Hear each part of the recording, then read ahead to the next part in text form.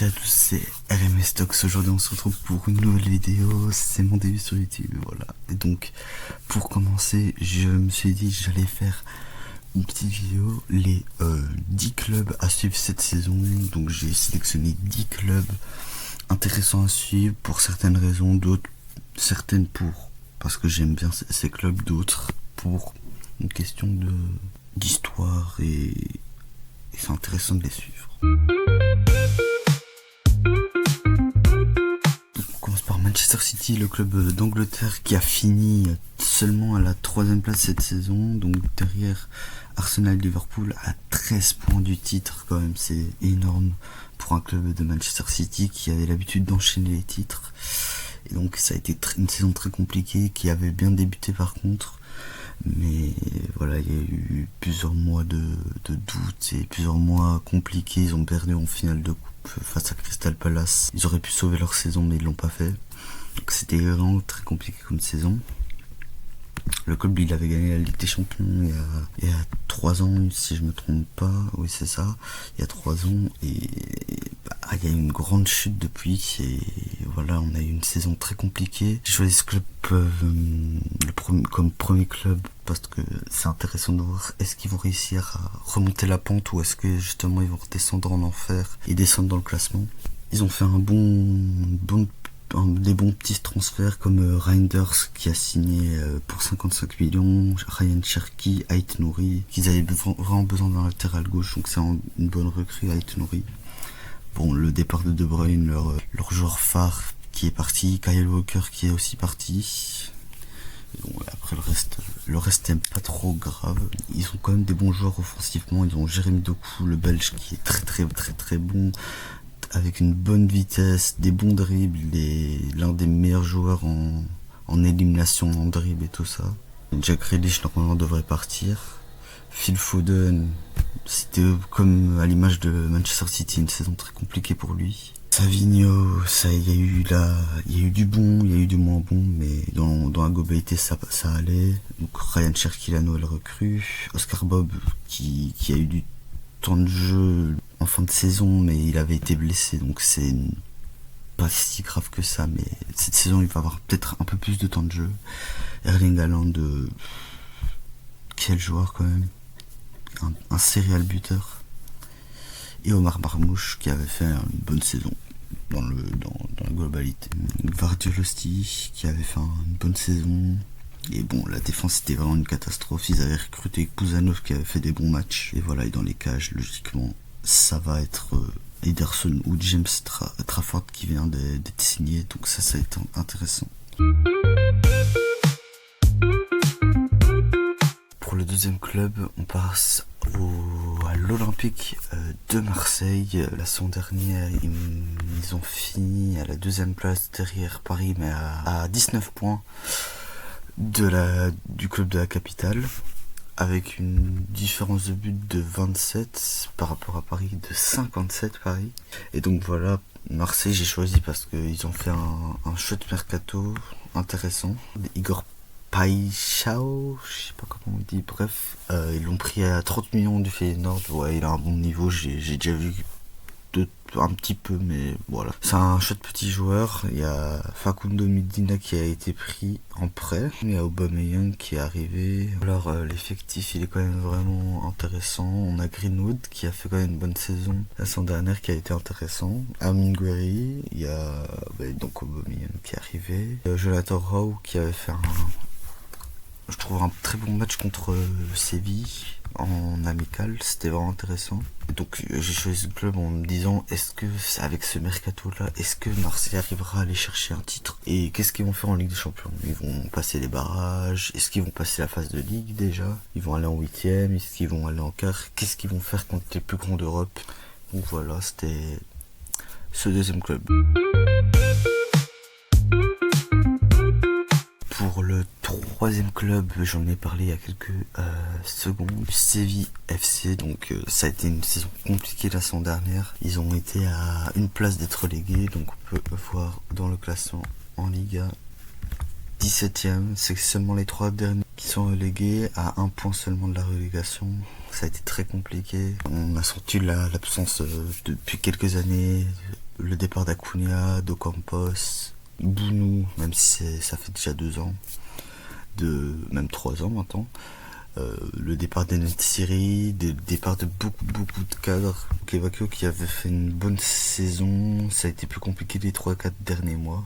Et Djouké, il y a eu du bon et du mauvais de la part de Djouké. Vargas qui est arrivé mais qui s'est très rapidement blessé. Akor Adams aussi, mais il a fait des bons matchs amicaux. L'avantage de Séville, c'est qu'ils ont vraiment un bon centre de formation avec Pedrosa, il y a Carmona qui est aussi fort, hein. Juan Luis Sanchez. La défense centrale c'est un peu plus compliqué à part Badé, et le reste c'est vieux. Ils ont quand même Niland qui est vraiment un très bon joueur. Enfin un très bon gardien. J'ai choisi ce club parce que je me suis dit c'est un club important dans l'histoire et c'est important de regarder leur saison pour voir est-ce qu'ils vont réussir à se sauver. Ils ont changé de coach, à voir. Et on verra bien si ils vont réussir à remonter au classement et peut-être rejouer l'Europa League. Eux qui en ont gagné 7 si je ne me trompe pas. Oui c'est ça, 7 éditions d'Europa League. Ce serait sympathique qu'ils retrouvent l'Europa League au moins l'Europe. Ce serait cool l'Europa League ou voir la Ligue des Champions. Soyons fous. Est-ce qu'ils vont réussir à se maintenir? C'est déjà une première étape. Et c'est pour ça que j'ai choisi, parce que c'est intéressant à suivre. Pour le 4e et 5e club, j'ai mis ensemble, je regarde pas beaucoup la Serie A, j'ai choisi 2 clubs de Serie A. Tout d'abord Napoli, bien évidemment, après leur titre la saison dernière, est-ce qu'ils vont réussir à faire quelque chose en Ligue des Champions? Au classement, ils avaient fini donc bien premier, avec un point au-dessus de l'Inter Milan, avec 27 buts seulement encaissés. C'est quand même vraiment bien, pour 59 buts. Par rapport à l'Inter et à l'Atalanta, c'est vraiment moins bien offensivement. Malgré tout, ils ont quand même la saison dernière recruté Romelu Lukaku qui a fait une saison à énormément de buts, je sais plus précisément, mais avec quand même beaucoup de buts. Ils ont récupéré Kevin De Bruyne libre de Manchester City qui va apporter quelque chose en plus. Ils ont récupéré en prêt Milinkovic-Savic, le gardien de la Torino. Je ne connais pas, mais ok, pourquoi pas. Noah Lang, très bon joueur, j'ai vu avec Bruges, mais aussi le PSV. C'est un très bon joueur intéressant. À voir ce qu'il va apporter à l'effectif, ça peut être intéressant. Ils ont quand même comme pièce maîtresse Di Lorenzo, un très bon défenseur. Honnêtement, Spinazzola, ok.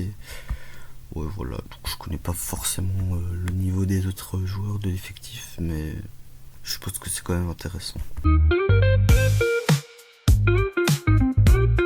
Le deuxième club, j'ai pris AC Milan, le deuxième club le plus titré de Ligue des Champions. C'est intéressant parce que la saison dernière, ils ont fini à une triste 8e place. C'est triste pour un club comme ça qui, pendant plusieurs années, ils étaient souvent en Ligue des Champions et là, qui sont même pas en Europe, c'est vraiment triste.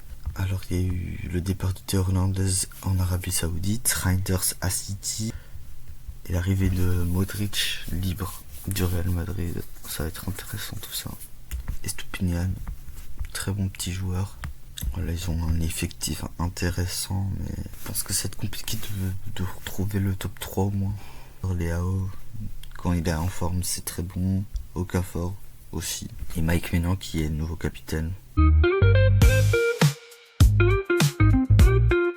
Le 6e club, on part sur le Bayer Leverkusen avec un départ quand même compliqué pour la nouvelle saison. Ils ont perdu énormément de joueurs, déjà en commençant par le coach Erik ten Hag qui prend la place après le départ de Xabi Alonso. Ils ont perdu Florian Wirtz, Frimpong, Ta, Kosunu, Xhaka, quand même beaucoup de bons joueurs et de cadres de l'effectif qui a perdu énormément de qualité. Ils ont récupéré Kwanzaa de Liverpool, Malik Tillman qui est bon, mais après que d'avoir perdu Florian Wirtz et même Xhaka, c'est triste. Ça garde un minimum de qualité quand même. Patrick Schick, bon joueur. Boniface, très bon buteur. Il y a Nathan Tella, Martin Terrier, même s'il est blessé depuis quand même longtemps. Et Grimaldo, toujours là. Très bon latéral Grimaldo. Hincapié bien évidemment, et voilà. Et ils avaient fini cette saison 2e derrière le Bayern après avoir fait leur saison invincible en Bundesliga la saison dernière, enfin la saison d'avant. Bah là ils ont fini 2e à 13 points du Bayern Munich. Pour le 7 7e club, on part de nouveau en Espagne après avoir fait Séville, c'est l'Atlético Madrid. Ça fait plusieurs saisons qu'ils essayent de se renforcer. La saison dernière, ils ont fini à une place habituelle, quoi, derrière le Real et le Barça.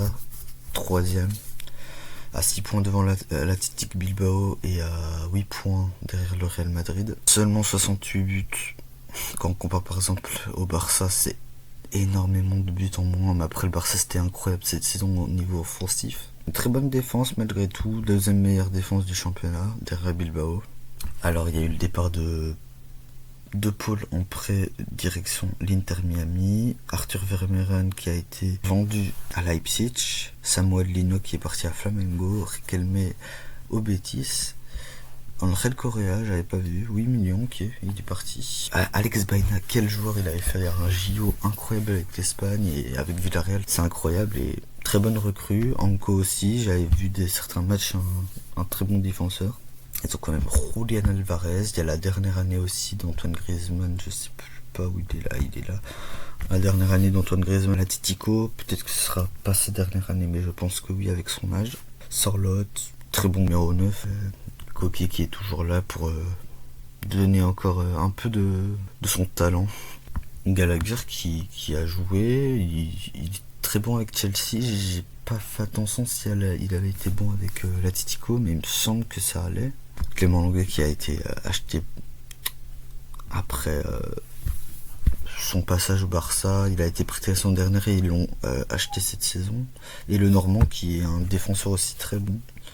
Yann Oblak, le gardien incroyable, un des meilleurs gardiens de Ligue depuis pas mal d'années. Ça va être intéressant à voir ce qu'ils vont faire cette saison. Est-ce qu'ils vont réussir à prendre au moins une place, voire même le titre? Ce serait intéressant, une bonne petite course au titre qui nous attend. Et on passe au club suivant. Dans ma lancée, un autre ça fait quand même pas mal d'années qu'il n'a pas gagné un titre, c'est Arsenal.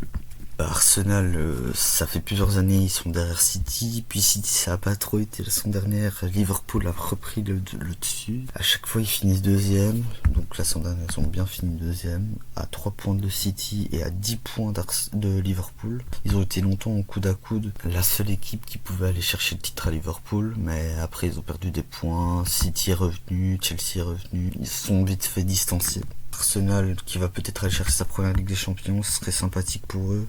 Après Paris, peut-être que Arsenal va récupérer cette Ligue des Champions. Ils se sont encore renforcés avec l'arrivée de Gyökeres, un vrai numéro 9, il en manquait. Arsenal, un vrai numéro 9. Zubimendi, très bon joueur, intéressant pour 70 millions. Madueke, Mosquera, un joueur de Valencia, un jeune prometteur qui peut être intéressant dans la tournante pour faire souffler un peu Saliba et Gabriel. Raya qui a fait une saison incroyable la saison dernière, qui a été intéressant en Ligue des Champions, même en Première Ligue, c'était vraiment intéressant. Ils ont pris Kepa pour apporter une concurrence à Raya, c'est intéressant. Saliba, Mosquera, Calafiori, Gabriel aussi, une bonne petite défense qui est quand même solide comme club. Merino, Rice, Bimendi, Sambi Lokonga qui est retour à Séville, il avait fait une bonne saison avec Séville. En tout cas, ils ont un effectif pour aller chercher une Ligue des Champions. Ils ont aussi Trossard qui peut rentrer et mettre des petits buts intéressants. Et même Saka, ils ont quand même des bons joueurs. Gabriel Jesus. J'ai pris ce club parce que je me dis, c'est l'année ou jamais. Il faut gagner un titre maintenant. Il faut gagner le titre maintenant. Voilà, c'est le moment. L'avant-dernier club d'Aïdio, c'est bien évidemment Paris Saint-Germain. Le Paris Saint-Germain qui vient de gagner sa première Ligue des Champions en faisant une saison très bonne avec des joueurs juste incroyables. Dembélé qui va peut-être prendre son ballon d'or. Parce que vraiment Paris a été très bon et qu'une récompense telle que le ballon d'or serait vraiment hyper méritée. Que ce soit pour Hakimi, Dembélé, Vitinha, ça peut être tellement de joueurs. Je dirais ces 3 joueurs principalement qui le méritent. Si j'ai bien suivi, Donnarumma devrait peut-être partir, et l'arrivée de Chevalier, après je sais pas si c'est encore dans les rumeurs, si ça va se faire ou pas, je pense que oui, mais je suis pas sûr à 100%. La saison dernière, donc Paris, ils ont fini premier devant Marseille avec 19 points d'avance. Ils ont pour l'instant pas fait beaucoup en tout cas il y en a beaucoup qui sont partis, mais c'est surtout des jeunes en prêt. Skriniar qui est parti à Fenerbahçe et pour l'instant il y a pas beaucoup de transferts qui ont été faits. Kolo Muani en attaque, on a Gonzalo Ramos, on a Désiré Doué, Ousmane Dembélé, Bradley Barcola, donc que des joueurs qui ont fait une saison juste incroyable, avec Vara aussi, intéressant sur son côté gauche, qui peut rentrer et marquer des buts intéressants. Zahir Emery, le petit jeune, on l'a un peu moins vu parce que Fabien Ruiz, Neves et Vitinha, ils ont fait une saison juste incroyable au milieu de terrain. Pacho aussi, hein, c'est une saison incroyable, on l'a vu en Coupe du Monde de club, une fois qu'il a été suspendu, c'était beaucoup plus compliqué pour Paris défensivement. On a Marquinhos, le capitaine, qui est là depuis pas mal d'années, depuis énormément d'années, qui a tout connu avec le Paris Saint-Germain.